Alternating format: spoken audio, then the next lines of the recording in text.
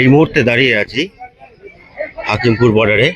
দেখুন, শত শত বাংলাদেশি পরিচয়পত্রের অভাবে ভারত ছেড়ে বাংলাদেশ চলে যাচ্ছে।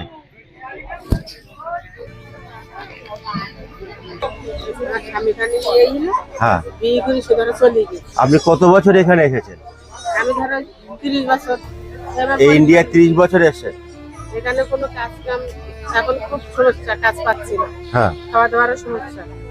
এখন হাত খুলে গেছে, সংবাদ পাইছি পয়সা কড়ি লাগবে না, চলে যাচ্ছে।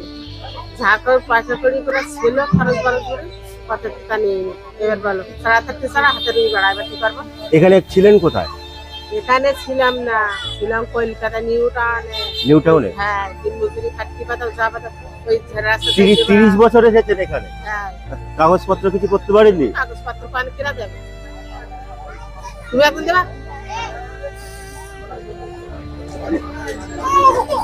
আমার কাছে তোমার কাছে যেরকম শার্ট গায়ে প্যান গায়ে বেড়েছে, তোমার মূল্য মূল্য দিতে আমরা দিন মজুরি খাটছি।